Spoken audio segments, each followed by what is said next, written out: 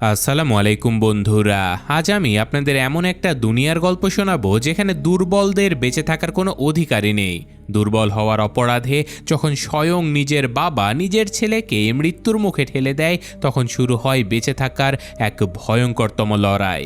কিন্তু সে অবহেলিত ছেলেটাই যদি মহাবিশ্বের সবথেকে ভয়ঙ্কর গ্রহে টিকে থেকে এক দুর্ধর্ষ শিকারী হয়ে ফিরে আসে, তাহলে তৈরি হয় এক মহাকাব্যের। তো আজকে আমি আপনাদের এলিয়েনদের এই অসাধারণ মহাকাব্যের গল্পটাই শোনাতে চলেছি। তো গল্পের শুরুতে আমরা ইউৎজা নামের একটা গ্রহ দেখতে পাই, যেখানে কোনো মানুষ নয় বরং প্রেডেটররা বসবাস করে। ঠিক এই সময় আমরা এই গ্রহের রাজাকেও দেখতে পাই, যার দুজন ছেলেও রয়েছে। রাজার বড় ছেলে অনেক বেশি শক্তিশালী আর ক্ষিপ্র প্রকৃতির ছিল, কিন্তু রাজার ছোট ছেলে, যার নাম টেক, সে এই গ্রহের সবথেকে দুর্বল প্রেডেটর। এই কারণে রাজা তার ছোট ছেলেকে খুবই ঘৃণা করে। তাকে তো নিজের ছেলে হিসেবেও মেনে নিতে অস্বীকার করত তিনি। আসলে এই গ্রহের একটা নিয়ম রয়েছে, যেটা হলো তোমার চেয়ে যে বেশি দুর্বল তাকে মেরে ফেলো। অর্থাৎ কোনো দুর্বল প্রেডিটরের এই গ্রহে থাকার কোনো জায়গাই নেই। যে শক্তিশালী শুধুমাত্র সেই এই গ্রহে টিকে থাকতে পারবে। তাই রাজা তার বড় ছেলেকে আদেশ দেয় তার ছোট ভাই টেককে মেরে ফেলার জন্য। তো এরপর বড় ভাই ছোট ভাইকে মেরে ফেলার জন্য রাজার কাছ থেকে ছোট ভাইকে অনেক দূরে একটা গুহার ভেতরে নিয়ে যায়। সেখানে তারা দুজন একে অপরের সঙ্গে লড়াই শুরু করে দেয়। তারা দুজন দুজনের উপরে অনেক জোরালো আক্রমণ করতে থাকে, কিন্তু ছোট ভাই দুর্বল হবার কারণে বড় ভাইয়ের সাথে খুব বেশিক্ষণ লড়াই টিকতে পারে না। একদম শেষ মুহূর্তে বড় ভাই টেককে প্রায় মেরেই ফেলবে, ঠিক তখনই সে থেমে যায় আর টেককে বাঁচিয়ে রাখে। আসলে বড় ভাই তার ছোট ভাই টেককে অনেক বেশি ভালোবাসত। সে কিছুতেই চায় না তার ছোট ভাই মারা যাক, তাও আবার তারই হাতে। আসলে কিছুক্ষণ আগে বড় ভাই তার ছোট ভাইয়ের সঙ্গে শুধুমাত্র এই জন্যই লড়াই করেছিল যেন টেক লড়াই করার জন্য ভালোভাবে তৈরি হয়ে যায়। এখানে টেক তার বড় ভাইকে বলে যে আমাকেও তোমার মতো সম্মান পেতে হবে ভাই, আর একদিন আমি বাবার সামনে এটা প্রমাণ করে দেখাবো যে আমিও কারো থেকে কোনো অংশে কম নই। এই কথা শুনে বড় ভাই টেককে নিজের স্পেসশিপের ভেতরে নিয়ে আসে, যেখানে অনেক ভয়ঙ্কর সব অস্ত্র রাখা ছিল। এখানে বড় ভাই টেককে বলে যে তুমি যদি এই গ্রহে সম্মান পেতে চাও, আর তুমি যদি চাও যে রাজা অর্থাৎ আমাদের বাবা তোমাকে সম্মান করুক, তাহলে তোমাকে জিনা নামের একটা গ্রহে গিয়ে ক্যালিন্স নামের একটা মনস্টারের মাথা কেটে বাবার সামনে আনতে হবে। ওই মনস্টার অনেক বেশি ভয়ঙ্কর, তাকে আজ পর্যন্ত কোনো প্রেডেটর এমনকি বাবাও ধরতে পারেনি। তুমি যদি ক্যালিন্সকের মাথা বাবার সামনে পেশ করতে পারো, তাহলে পুরো গোত্র তোমার সামনে মাথা নিচু করবে আর বাবাও তোমাকে সম্মান করতে বাধ্য হবে। এই কথা শুনে টেকও মনে মনে প্রতিজ্ঞা করে ফেলে যে ওই মনস্টারের কাটা মাথা এনে সে নিজেকে বাহাদুর প্রমাণ করবে। এখন যখন তারা দুজনে এইসব কথা বলছিল, ঠিক তখনই এই গ্রহের রাজা অর্থাৎ তাদের বাবা এখানে চলে আসে। আর রাজা টেককে বেঁচে আছে দেখে অনেক বেশি রেগে যায়, কারণ সে তার বড় ছেলেকে পাঠিয়েছিল তার ছোট ভাই টেককে মেরে ফেলার জন্য। তখন রাজা তার বড় ছেলেকে বলে তুমি এখনো পর্যন্ত এই দুর্বল প্রেডেটরকে কেন মারোনি? এর জবাবে বড় ছেলে রাজাকে বলে যে আমাদের টেককে শেষবারের মতো একটা সুযোগ দেওয়া উচিত বাবা, দিন শেষে সে আপনারই ছেলে। কিন্তু রাজা তার বড় ছেলের কোনো কথাই শোনে না। রাজা তার ছেলেকে বলে যে এই দুর্বল প্রেডেটরকে আমি আমার ছেলে বলে মানি না। সে আমার ছেলে নয়, বরং আমার নামের উপরে ও একটা কলঙ্ক। এই কথা শুনে টেকের অনেক খারাপ লাগে। তখন টেক তার বাবাকে বলে যে প্লিজ বাবা, আমাকে একটা সুযোগ দাও, একদিন আমি এই গ্রহে তোমার নাম গর্বে উঁচু করে দেব। কিন্তু পাষাণ রাজার নিজের ছেলের উপরে একটুও দয়া আসে না। সে লেজার লাইট দিয়ে টেককে বন্দি করে ফেলে, আর তারপর রাজা তার বড় ছেলেকে বলে টেককে শেষ করে দাও। তো এবার বড় ভাই রাজার আদেশ মেনে টেকের কাছে চলে যায়, আর সে নিজের তলোয়ার তুলে টেকের মাথা কাটার বদলে উল্টে যে দড়ি দিয়ে টেককে বাঁধা ছিল সেটাই কেটে ফেলে। এরপর সে টেককে নিজের স্পেসশিপের ভেতরে ধাক্কা দিয়ে ঢুকিয়ে লক করে ফেলে। স্পেসশিপ ভেতর থেকে লক হয়ে যাওয়ার কারণে রাজা আর টেককে কোনোভাবে মারতে পারে না। তো এই দৃশ্য দেখে রাজার আবার প্রচণ্ড রাগ উঠে যায়। সাথে সাথে সে নিজের বড় ছেলের উপরে আক্রমণ করে বসে, আর স্পেসশিপের ভেতর থেকে টেক এই সব কিছু নিজের চোখে দেখতে থাকে। রাগের মাথায় রাজা তার বড় ছেলের হাতই কেটে ফেলে। আর এই দৃশ্য দেখে টেক অনেক বেশি কষ্ট পায়, কারণ সে খুব ভালোভাবে বুঝে যায় যে তার ভাই শুধুমাত্র তার কারণে এত কষ্ট সহ্য করছে। এদিকে মাটিতে পড়ে থাকা বড় ভাইয়ের কাছে এখন মাত্র দুটো রাস্তা খোলা ছিল। হয় সে তলোয়ার তুলে রাজার সঙ্গে লড়াই করে নিজের প্রাণ বাঁচাবে, অথবা নিজের কাটা হাতটা তুলে নিজের ছোট ভাইয়ের প্রাণ বাঁচিয়ে তাকে জিনা গ্রহে পাঠিয়ে দেবে। আর বড় ভাই নিজের জীবন উৎসর্গ করে তার কাটা হাতটা তুলে নেয় এবং সে হাতে থাকা বোতাম চেপে স্পেসশিপটাকে জিনা গ্রহে যাওয়ার জন্য লঞ্চ করে দেয়। রাজা এবার বুঝতে পারে যে সে আর কোনোভাবে টেককে ধরতে পারবে না, তাই সে টেকের চোখের সামনেই তার বড় ভাইয়ের গলা কেটে তাকে হত্যা করে। এরপর স্পেসশিপটা স্বয়ংক্রিয়ভাবে জিনা গ্রহের দিকে উড়ে যায়, আর অনেক লম্বা একটা সফরের পরে টেক জিনা গ্রহে পৌঁছে যায়। কিন্তু গ্রহে ল্যান্ড করার আগে তার স্পেসশিপে আগুন ধরে যায়, তাই টেক একটা ইমার্জেন্সি পড ব্যবহার করে নিজেকে স্পেসশিপ থেকে আলাদা করে ফেলে। এরপর কোনো রকমে জিনা গ্রহের মাটিতে সে ল্যান্ডও করে ফেলে। জিনা গ্রহে পৌঁছানোর সাথে সাথে টেক নিজের অস্ত্রগুলো প্রস্তুত করতে থাকে, কারণ সে জানতো যে এই গ্রহে অনেক ভয়ঙ্কর সব প্রাণী বসবাস করে। কিন্তু সে এটা জানতো না যে এখানকার প্রত্যেকটা জিনিসই আসলে জ্যান্ত। আর ঠিক তখনই আমরা টেকের পেছনে দেখতে পাই যে গাছের শেকলগুলো টেকের সকল অস্ত্র তুলে নিয়ে গায়েব করে দেয়। আর অস্ত্র চুরি করার পরে গাছের শেকড়গুলো টেকের উপরেও আক্রমণ করে বসে। কিন্তু এখানে একটা ভালো ব্যাপার হলো টেকের কাছে তখনও তার তলোয়ারটা ছিল, যেটার সাহায্যে সে ওই শেকড়গুলোকে কাটতে শুরু করে। কিন্তু শেকড়ের সংখ্যা অনেক বেশি ছিল, যে কারণে টেক একা একা এতগুলো শেকড় সামলাতেই পারছিল না। তাই টেক নিজেকে বাঁচিয়ে সেখান থেকে দৌড়ে পালাতে শুরু করে। আর পালাতে পালাতে সে এই শেকড়গুলোর নাগাল থেকে অনেক দূরে চলে যায়। তো লড়াইয়ের সময় টেক আবার অনেক আঘাত পায়, তাই সে একটা নদীর তীরে বসে গাছের পাতা দিয়ে নিজের ক্ষতগুলো ঠিক করতে শুরু করে। কিন্তু তখনই টেকের নজর এমন কিছু পোকার দিকে যায় যাদের হাতে ধরলেই সেগুলো ব্লাস্ট হয়ে যাচ্ছিল। আর এইসব কিছু দেখে টেক ভালো মতোই বুঝতে পারে যে এটা কোনো সাধারণ গ্রহ নয়, বরং এখানে থাকা ছোট থেকে ছোট জীবজন্তু অনেক বেশি প্রাণঘাতী। তো এরপর টেক ক্যালিস্কের খোঁজে সামনের দিকে এগোতে শুরু করে। আর চলতে চলতে সে এমন কিছু কাঁটাযুক্ত গাছ দেখতে পায় যেগুলো সামান্য একটু নড়াচড়া পেলেই ফুলে ওঠে। তো এবার টেক খুবই সাবধানে পা ফেলে আর নিজেকে বাঁচিয়ে সামনের দিকে এগোতে থাকে। কিন্তু এগোনোর সময় হঠাৎ করে সে একটা মেয়ের আওয়াজ শুনতে পায়। সে সামনের দিকে তাকাতেই দেখতে পায় যে সামনে ঝোপের মধ্যে একটা মেয়ে আটকে আছে, আর ওই মেয়েটা টেককে সাহায্য করার জন্য ডাক দেয়। কিন্তু টেক সেই মেয়েটার দিকে খুব একটা মনোযোগ না দিয়ে সামনের দিকে এগোতে শুরু করে। আর ঠিক তখনই আকাশে একটা ড্রাগন চলে আসে আর ওই কাঁটাযুক্ত গাছগুলোর উপরে পাথর ছুঁড়ে মারে, যার ফলে গাছটা ফুলে ফেটে যায় আর তার তীক্ষ্ণ কাঁটাগুলো চারিদিকে ছড়িয়ে পড়ে। কিন্তু টেক নিচে ঝুঁকে কোনো রকমে নিজেকে বাঁচিয়ে নেয়। আর এবার ওই মেয়েটা টেককে বলে যে এগুলো কোনো সাধারণ কাঁটা নয়, বরং এগুলো অনেক বেশি বিষাক্ত কাঁটা। এগুলো যদি একবার তোমার গায়ে বিঁধে যায় তাহলে তুমি অজ্ঞান হয়ে যাবে, এমনকি খারাপ কিছু হলে তুমি মারাও যেতে পারো। আসলে এটা ওই ড্রাগনের একটা চাল ছিল। সে ইচ্ছে করে গাছগুলোর উপরে পাথর ছুঁড়ছিল যাতে করে বিষাক্ত গাছের কাঁটাগুলো টেকের গায়ে ফোটে আর টেক অজ্ঞান হয়ে যায়। তো এরপর ড্রাগন খুব সহজে টেককে খেয়ে ফেলতে পারবে বলে এই প্ল্যানটা সে করেছিল। কিন্তু টেকের এই ব্যাপারে আসলে কোনো ধারণাই ছিল না। আর তখনই আরও একবার ড্রাগনটা আকাশ থেকে চলে আসে আর গাছগুলোর উপরে পাথর ছুঁড়ে মারতে থাকে। এর ফলে অনেকগুলো গাছ একসঙ্গে ফেটে যায় আর একটা বিষাক্ত কাঁটা সরাসরি টেকের গলায় ফুটে যায়। গলায় কাঁটা বেঁধার সাথে সাথে টেকের চোখ ঝাপসা হতে শুরু করে। কিন্তু অজ্ঞান হয়ে যাবার আগে ওই মেয়েটা চিৎকার করে টেককে বলে, আমি তোমাকে বাঁচাতে পারবো, কিন্তু আগে তোমাকে আমার দিকে একটা ধারালো অস্ত্র ছুঁড়ে মারতে হবে যাতে করে আমি নিজেকে মুক্ত করতে পারি। তো টেক অজ্ঞান হয়ে যাওয়ার ঠিক আগ মুহূর্তে নিজের একটা ধারালো অস্ত্র ওই মেয়েটার দিকে ছুঁড়ে মারে এবং ফাইনালি সে অজ্ঞান হয়ে পড়ে। এবার টেক অজ্ঞান হয়ে পড়তে ওই বিশাল ড্রাগনটা টেককে মারার জন্য নিচে নেমে আসে। কিন্তু ড্রাগনটা টেককে মারার আগেই ওই মেয়েটা সেখানে এসে ড্রাগনটাকে মেরে ফেলে। আর কিছুক্ষণ পর যখন টেকের জ্ঞান ফেরে আর সে যখন ওই মেয়েটাকে তুলে দেখে তখন সে বেশ অবাক হয়ে যায়, কারণ ওই মেয়েটার শরীরের অর্ধেক অংশ ভাঙা ছিল। তো এবার ওই মেয়েটা বলে যে আমার নাম হলো থিয়া, আর আমি কোনো মানুষ নই, বরং আমি ওয়েল্যান্ড ইউথানি কর্পোরেশন কোম্পানির বানানো একটা রোবট। আর এই কারণে আমার শরীর যেহেতু মেটালের ছিল তাই ড্রাগনটা আমাকে খেতে পারছিল না। থিয়া আরও বলে যে আমার কোম্পানি আমাকে আর আমার বোনকে এই গ্রহে রিসার্চ করার জন্য পাঠিয়েছিল, কিন্তু একদিন আমাদের ক্যালিস্কের সঙ্গে দেখা হয়ে যায়। ক্যালিস্কের সঙ্গে লড়াই করতে গিয়ে আমার এই অবস্থা হয়েছে আর আমার বোনকেও অনেক বাজেভাবে ড্যামেজ করা হয়েছে। তো এবার থিয়া টেককে জিজ্ঞাসা করে যে তুমি এখানে কি করতে এসেছো? তখন টেক বলে যে এই মনস্টার ক্যালিস্ক তোমার এই অবস্থা করেছে, আমি ওই মনস্টারের মাথা কাটার জন্য এখানে এসেছি।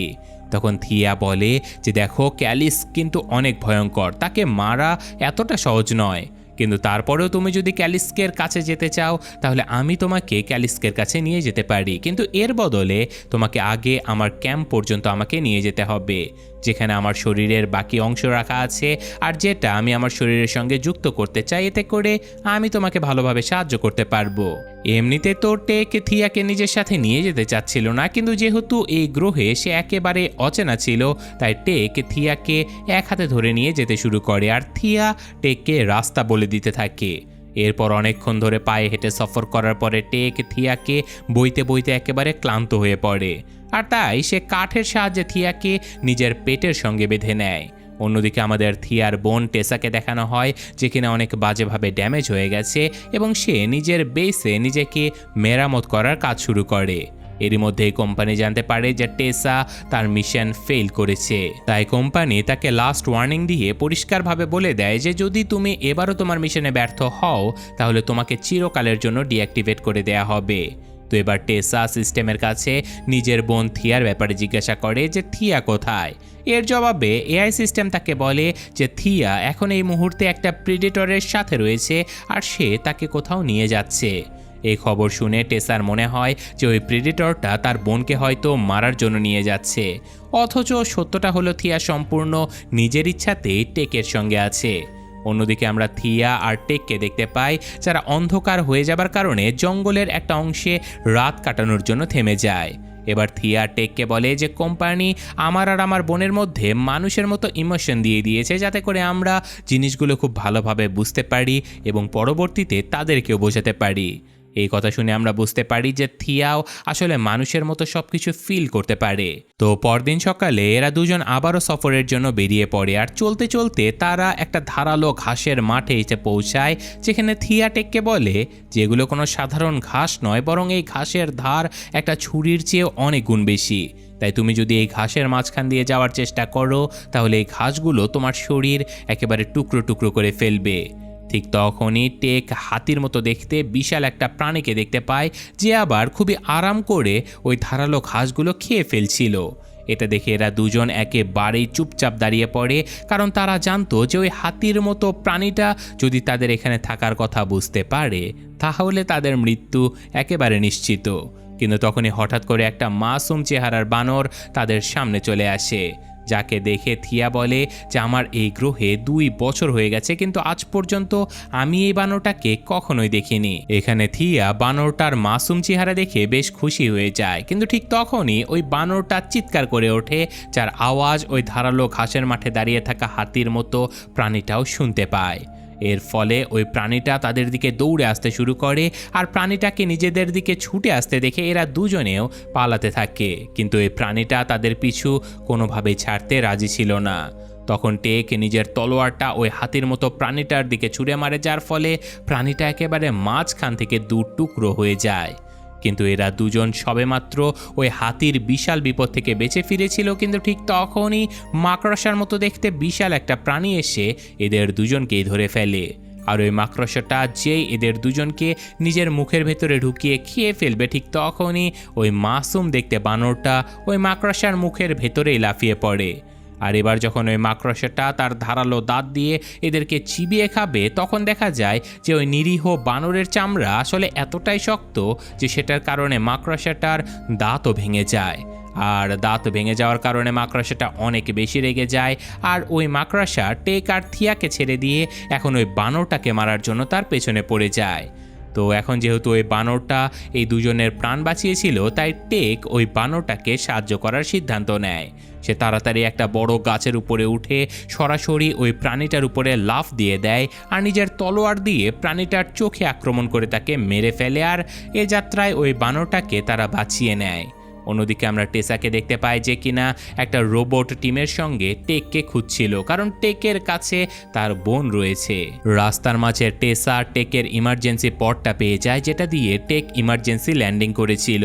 তো এবার এখানে ওই ইমার্জেন্সি পডটা দেখে টেসা বুঝতে পারে যে ওই প্রেডেটরের স্পেসশিপটা এখানে আশেপাশে কোথাও রয়েছে, কিন্তু এরা এখান থেকে বের হবার আগেই গাছের শেকড়গুলো এদের উপরে আক্রমণ করে বসে। তবে টেসার কাছে অনেক অ্যাডভান্স অস্ত্র ছিল, যার কারণে এরা ওই শেকড়গুলোকে পুরোপুরি শেষ করে ফেলে।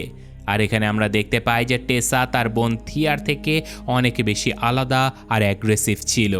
এবার সামনের দিকে এগোতে এগোতে টেসা টেকের ক্র্যাশ হওয়া সেই স্পেসশিপটাকেও খুঁজে পেয়ে যায়। আর সে যখন সেটার ভেতরে যায় তখন ভেতরে সে টেকের অনেকগুলো ভয়ঙ্কর অস্ত্র খুঁজে পায়। আর এখানে টেসা এমন একটা বোমাও খুঁজে পায় যেটা ফাটার সাথে সাথে সব কিছুকে বরফের মতো জমিয়ে দেয়। অন্যদিকে আমরা টেক আর থিয়াকে দেখতে পাই যারা রাতের বেলা জঙ্গলের একটা অংশে বসে খাবার খাচ্ছিল। সেখানে তাদের সাথে ওই নিরীহ বানরটাও ছিল। আর যখন টেক খাবার খাচ্ছিল তখন সে খাবারের কিছু অংশ ওই বানরটাকেও দিয়ে দেয়, কিন্তু ওই বানরটা খাবার নেবার পরে টেককে ধন্যবাদ দেবার বদলে উল্টে টেকের উপরে থুথু ছিটিয়ে দেয়। আর এটা দেখে টেকের তো অনেক রাগ উঠে যায়। তখন থিয়া তাকে বুঝিয়ে বলে যে হয়তো এই বানরটার বন্ধু বানানোর এটাই কোনো নিয়ম হতে পারে। তো এই কথা শুনে টেক বলে যে আমি কাউকে আমার বন্ধু বানাতে চাই না, কারণ আমার বন্ধু তো আমার ভাই ছিল যাকে আমার বাবা নির্মমভাবে মেরে ফেলেছে, কিন্তু একদিন আমি আমার ভাইয়ের মৃত্যুর বদলা ঠিকই নেব। তো এবার টেক যখন এইসব কথা বলছিল তখন ওই মাসুম বানরটা টেকের নকল করতে শুরু করে। আর এটা দেখে থিয়া হাসতে থাকে আর ওই বানরটার নাম রেখে দেয় বার্ড। তো এখন পরদিন সকালে এরা দুজন আবারও তাদের সফরে বেরিয়ে পড়ে, কিন্তু এখানে এরা দুজন ওই বানরটাকে একা রেখে চলে যায়। এবার অনেকক্ষণ হাঁটার পরে অবশেষে এরা দুজন সেই জায়গাতে পৌঁছে যায় যেখানে থিয়ার শরীরের নিচের অংশটা ছিল। আর এখানে টেক দেখতে পায় যে আশেপাশে চারিদিকে রোবটদের অনেক বডি পড়ে আছে। তখন থিয়া তাকে বলে যে এটাই সেই জায়গা যেখানে ক্যালিস আমাদের উপরে আক্রমণ করেছিল। তো এবার এখানে থিয়া তার ভাঙা পাগুলো পেয়ে যায়, আর তারপর থিয়া ল্যাবে গিয়ে নিজের পাগুলোকে অ্যাক্টিভেট করে নিজের শরীরের সঙ্গে জুড়তে শুরু করে। তো এবার নিজের কাজ হাসিল করার পরে থিয়া টেকের কাছে ক্ষমা চায় আর বলতে থাকে যে আমি শুধুমাত্র আমার কাটা পাগুলো পর্যন্ত পৌঁছাতে চেয়েছিলাম, যার জন্য আমি তোমাকে ব্যবহার করেছি। তাই এবার তোমার এখান থেকে চলে যাওয়া উচিত, কারণ খুব জলদি আমার বোন টেসা এখানে পৌঁছে যাবে। আর সে যদি জানতে পারে তুমি এখানে আছো তাহলে সে তোমাকে এক্সপেরিমেন্ট করার জন্য ধরে নিয়ে যাবে, ঠিক যেভাবে সে ক্যালিসকে ধরতে চায়। এই কথা শুনে টেকের অনেক বেশি রাগ উঠে যায় আর সে বলে তুমি আমাকে ধোঁকা দিয়েছো, আর এখন আমি যে কোনো মূল্যে ক্যালিসকে মেরে ছাড়বো। তখন থিয়া তাকে বুঝিয়ে বলে যে দেখো, ক্যালিস্ক আসলে অনেক বেশি ভয়ঙ্কর, তুমি কোনোদিনই ক্যালিসকে মারতে পারবে না, কারণ ক্যালিস্কের কাছে এমন কিছু ক্ষমতা রয়েছে যার কারণে সে কখনোই মরতে পারে না। কিন্তু টেক কারো কোনো কথা শোনে না। সে বাইরে এসে গ্যাসোলিন ব্লাস্ট করে দেয়, যার কারণে সেখানে আগুন ধরে যায়। আর এই ব্লাস্টের আওয়াজ শুনে ক্যালিস্ক ফাইনালি সেখানে পৌঁছে যায় আর খুবই জোরে টেকের উপরে গর্জন শুরু করে দেয়। আর এখানে আমরা দেখতে পাই যে ক্যালিস্ক আসলে সাইজে অনেক বড় আর ভয়ঙ্কর ছিল, কিন্তু টেক ক্যালিস্ককে ভয় পাওয়ার বদলে তার সঙ্গে লড়াই করার সিদ্ধান্ত নেয়। সে নিজেকে বাঁচিয়ে ক্যালিস্কের নিচ দিয়ে বেরিয়ে যায় আর নিজের তলোয়ার দিয়ে সরাসরি ক্যালিস্কের লেজ কেটে দেয়। কিন্তু ঠিক তখনই টেক এমন একটা জিনিস দেখতে পায় যার কারণে সে পুরোপুরি অবাক হয়ে যায়। আসলে ক্যালিস্কের ওই কাটা লেজটা নিজে থেকে রিজেনারেট হয়ে গিয়েছিল, আর ক্যালিস্ক আবারও টেকের উপরে আক্রমণ করে বসে। অন্যদিকে ক্যালিস্ক আর টেকের এই লড়াইয়ের কারণে ল্যাবের ভেতরে থিয়ার পা আবার আলাদা হয়ে যায়, যার কারণে থিয়া রেগে গিয়ে ক্যালিস্কের উপরে গুলি চালাতে শুরু করে। আর এবার সুযোগের ফায়দা নিয়ে টেক জলদি করে ক্যালিস্কের লেজটা একটা চেম্বারের ভেতরে আটকে দেয়, আর তারপর টেক উড়ে গিয়ে সরাসরি ক্যালিস্কের মাথাটা ধর থেকে একেবারে আলাদা করে ফেলে। আর ক্যালিস্কের মাথা ধর থেকে আলাদা করার পরে টেক যেন স্বস্তির নিঃশ্বাস নেয়, কারণ তার মনে হয়েছিল যে ক্যালিস্ক হয়তো মারা গেছে।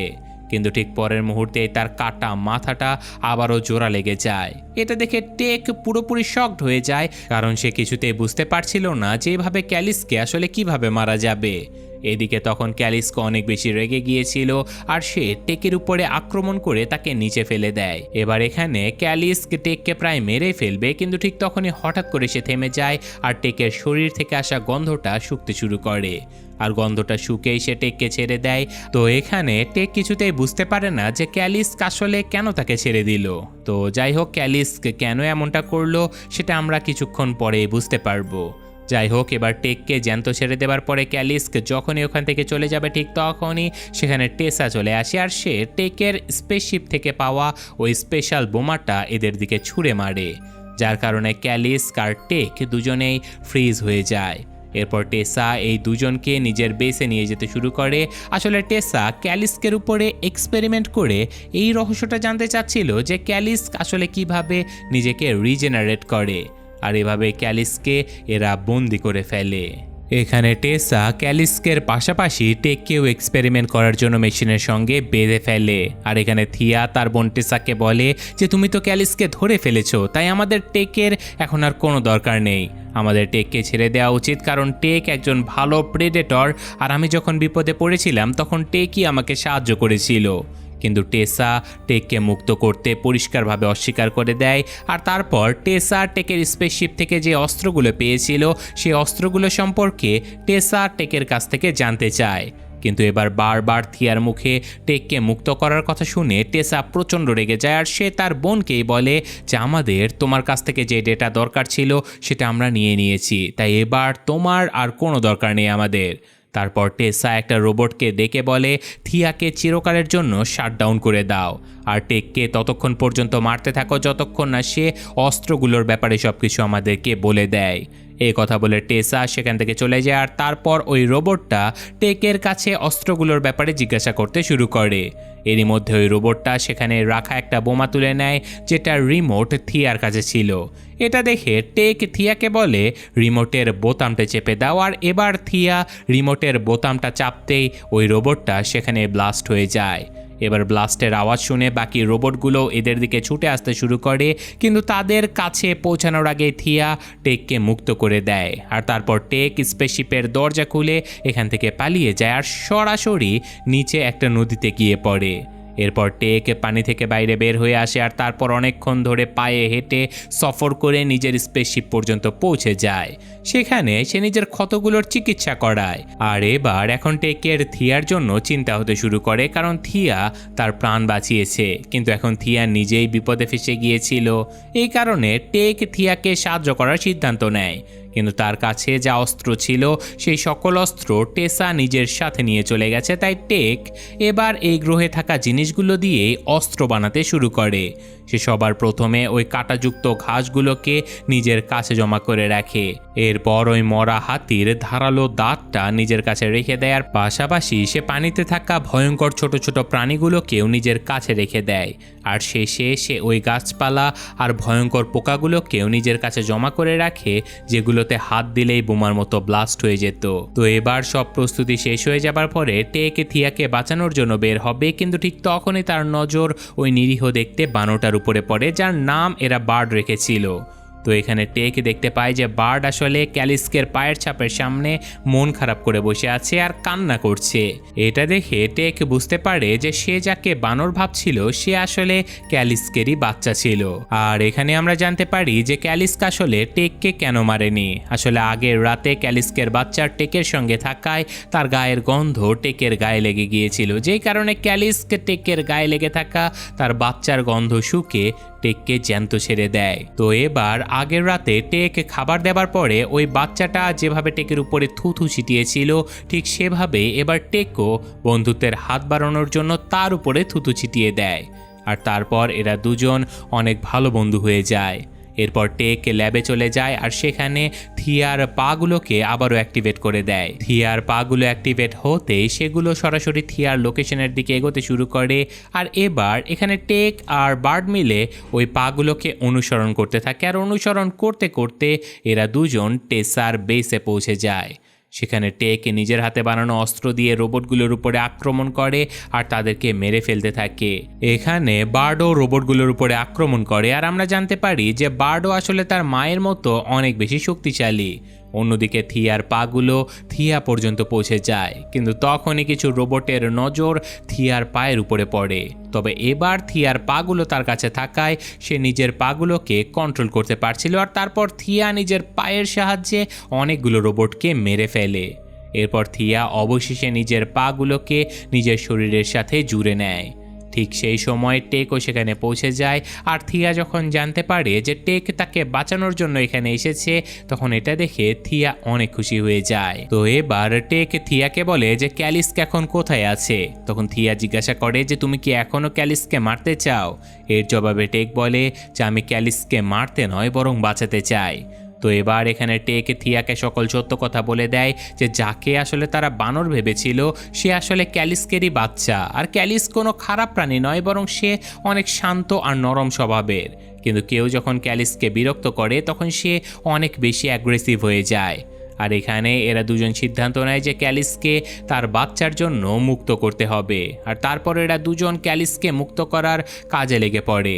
অন্যদিকে বেসে ইমার্জেন্সি অ্যালার্ম বাজতে শুরু করে, কারণ সেখান থেকে টেসা এটা বুঝতে পারে যে টেক আবারও ফিরে এসেছে। তাই টেসা একদল রোবটকে টেককে মারার জন্য পাঠিয়ে দেয়, আর অন্যদিকে টেক ওই রোবটগুলোর সামনে এসে দাঁড়িয়ে যায়, আর রোবটগুলো টেকের দিকে বন্দুক তাক করে সামনে এগোতে থাকে। কিন্তু তারা তো আর জানতো না যে টেক আসলে এদের জন্য আগে থেকে ফাঁদ পেতে রেখেছিল। তাই এবার ওই রোবটগুলো টেকের কাছে পৌঁছাতে টেক নিজের হাতে বানানো অস্ত্র ব্যবহার করে আর এক এক করে ওই রোবটগুলোকে মারতে থাকে। কিন্তু ঠিক তখনই টেসা অনেক বড় একটা রোবট স্যুটের ভেতরে বসে টেকের কাছে পৌঁছায়, আর ওই রোবট স্যুট থেকে টেকের উপরে আক্রমণ করতে শুরু করে, যার ফলে টেক ছিটকে অনেক দূরে গিয়ে পড়ে। আর এবার এখানে টেকও টেসার উপরে আক্রমণ করার চেষ্টা করে, কিন্তু এই রোবট স্যুটটা অনেক বেশি মজবুত হবার কারণে টেক টেসার কিছুই করতে পারে না। অন্যদিকে থিয়া এই সুযোগের ফায়দা নিয়ে তাড়াতাড়ি ক্যালিসকে মুক্ত করতে শুরু করে, কিন্তু ঠিক তখনই সেখানে একটা রোবট চলে আসে। আর এখানে থিয়া জলদি নিজের রূপ বদলে নিজেকে টেসার রূপে পাল্টে নেয়, আর ওই রোবটটাকে বলে যেখানে সবকিছু ঠিক আছে, তুমি এখান থেকে চলে যেতে পারো। শুরুতে তো ওই রোবটটা ধোকা খেয়ে যায়, কিন্তু যখনই তার নজর পেছনে দাঁড়িয়ে থাকা বার্ডের উপরে পড়ে তখন তার সন্দেহ হতে থাকে। কিন্তু রোবটটা পুরোপুরি কিছু বোঝার আগে থিয়া তাকে মেরে ফেলে, আর তারপর সে ক্যালিসকে মুক্ত করে দেয়। অন্যদিকে টেসা তো টেককে প্রায় মেরেই ফেলবে, কিন্তু ঠিক তখনই সেখানে ক্যালিস চলে আসে, আর সে সরাসরি টেসার রোবট স্যুটের উপরে আক্রমণ করে বসে। আর এবার ক্যালিস্কের সামনে টেসার রোবোটিক স্যুটও যেন দুর্বল হয়ে পড়ে, আর তারপর ক্যালিস্ক টেসার রোবট স্যুটের উপরে বেশ কয়েকটা জোরালো আঘাত করে আর সেটাকে ভেঙে ফেলে, আর শেষমেশ টেসাকে সে জীবন্ত গিলে খায়। তো এবার সবকিছু শান্ত হওয়ার পরে ক্যালিস্ক নিজের বাচ্চার সঙ্গে দেখা করে, আর তাকে দেখে ক্যালিক্স তো অনেক খুশি হয়ে যায়। এখানে থিয়া আর টেকও এইসব কিছু দেখতে পায়, কিন্তু ক্যালিস্ক এই দুজনকে এখন আর কিছুই বলে না, বরং সে মনে মনে নিজের বাচ্চার খেয়াল রাখার জন্য টেক আর থিয়াকে হয়তো অনেক ধন্যবাদও জানায়। কিন্তু ঠিক তখনই ক্যালিস্ক নিজের ভেতরে অদ্ভুত কিছু একটা অনুভব করতে শুরু করে, আর তার মুখ থেকে ধোঁয়া বের হতে থাকে। আসলে টেসা তখনও ক্যালিস্কের পেটের ভেতরে জ্যান্ত ছিল, আর সে ক্যালিস্কের পেটের ভেতরে বোমা ব্লাস্ট করে তার শরীর ছিন্ন বিচ্ছিন্ন করে দেয়, যার ফলে ক্যালিস্ক সেখানে মারা যায়। আর এই ধামাকার পরে টেসা ক্যালিস্কের শরীর থেকে বাইরে বেরিয়ে আসে আর সরাসরি নিজের বোন থিয়ার দিকে অস্ত্র তাক করে ধরে। কিন্তু টেসা থিয়াকে মারার আগে পেছন থেকে টেক এসে অনেক জোরে একটা আঘাত করে আর টেসাকে মেরে ফেলে, আর নিজের অস্ত্রগুলো তার কাছ থেকে ছিনিয়ে নেয়। তো এবার এখানে বার্ড নিজের মায়ের মৃত্যুর বদলা নেবার জন্য টেসার মাথা ধর থেকে আলাদা করে দেয়। এবার এই সব কিছু কন্ট্রোলে আসার পরে থিয়া টেসাকে বলে যে অবশেষে তোমার মিশন পূরণ হয়ে গেছে, কিন্তু টেক বলে যে এখনও না, এবার আমাদের আমার ভাইয়ের মৃত্যুর বদলা নিতে হবে। আর তারপর সে স্পেসশিপে করে সরাসরি নিজের গ্রহে ফিরে আসে। সেখানে ওই গ্রহের রাজা অর্থাৎ তার নিজেরই বাবার সামনে টেসার কাটা মাথা পেশ করা হয়, আর এটা প্রমাণ করে দেয় যে সে কোনো দুর্বল প্রেডিটর নয়। কিন্তু রাজার মনে হয় যে টেক হয়তো সাধারণ কোনো প্রাণীর মাথা দেখিয়ে তাকে বোকা বানাচ্ছে, তাই সে রেগে গিয়ে নিজের দুজন সিপাহীকে টেককে মারার আদেশ দিয়ে দেয়। আর এবার ওই দুজন সিপাহী টেককে মারার জন্য সামনের দিকে এগোতেই টেক তাদেরকে এক আঘাতেই মেরে ফেলে। আসলে টেক এখন আর আগের মতো দুর্বল প্রেডেটর নেই, বরং সে ট্রেন্ড হয়ে অনেক বাহাদুর এবং শক্তিশালী প্রেডেটর হয়ে গেছে। এবার নিজের দুজন সিপাহীকে মরতে দেখে রাজা নিজেই টেকের সঙ্গে লড়াই করার সিদ্ধান্ত নেয়। আর এখানে এরা দুজন একে অপরের উপরে অনেক জোরালোভাবে আঘাত করতে থাকে, কিন্তু টেক রাজাকে অনেক বাজেভাবে আহত করে ফেলে। আর এবার যখন রাজা বুঝতে পারে যে সে টেককে হারাতে পারবে না, তখন সে ভয়ে নিজেকে অদৃশ্য অর্থাৎ ইনভিজিবল করে ফেলে আর লুকিয়ে লুকিয়ে টেকের উপরে আক্রমণ করতে থাকে। তো এবার রাজা অদৃশ্য হয়ে যাওয়ার কারণে টেকের আসলে রাজাকে মারতে অনেক অসুবিধা হচ্ছিল, কিন্তু তখনই টেক নিজের বুদ্ধি খাটায় আর নিজের স্পেসশিপের সাহায্যে আশেপাশের মাটি উড়িয়ে দেয়, যার ফলে এবার টেক রাজাকে পরিষ্কারভাবে দেখতে পায়। আর তারপর ঠিক যেভাবে রাজা টেকের ভাইয়ের হাত কেটে নিয়েছিল, ঠিক একইভাবে টেক রাজারও হাত কেটে নেয়, যার কারণে রাজা এখন অনেক দুর্বল হয়ে যায়। এরপর টেক রাজাকে ঠিক সেভাবেই বেঁধে ফেলে যেখানে রাজা একসময় টেককে বেঁধেছিল। এবার নিজের মৃত্যুকে সামনে রেখে রাজা মিষ্টি মিষ্টি কথা বলে টেকের মন গলানোর চেষ্টা করে আর কাঁদতে কাঁদতে ক্ষমা চেয়ে বলে যে তুমি আসলে আমারই ছেলে, আমি তোমাকে আবারও আমার গোত্রে ফিরিয়ে আসার প্রস্তাব দিচ্ছি। কিন্তু টেক বলে যে এখন আমার আর তোমার গোত্রের কোনো দরকার নেই, আমার কাছে এখন আমার নিজের গোত্র রয়েছে। এই কথা বলতে বলতে পেছন থেকে বার্ড এসে রাজার মাথা খেয়ে ফেলে। আর এখানে আমরা দেখতে পাই যে বার্ড এখন আগের চেয়ে অনেক বড় আর শক্তিশালী হয়ে গেছে। আর ঠিক তখনই সেখানে থিয়াও চলে আসে। এরপর টেক নিজের বাবার কাছ থেকে অদৃশ্য হওয়ার ক্ষমতাটা নিজের কাছে নিয়ে নেয়, অর্থাৎ এখন থেকে টেকের কাছে ইনভিজিবল হবার ক্ষমতা চলে এসেছে। আর এরই সাথে সাথে গল্পটা এখানে শেষ হয়ে যায়। তো কেমন লাগলো গল্পটা কমেন্টে জানাতে ভুলবেন না। আমি আজকের মতো এখানে বিদায় নিচ্ছি, ভালো থাকবেন, আল্লাহ হাফেজ।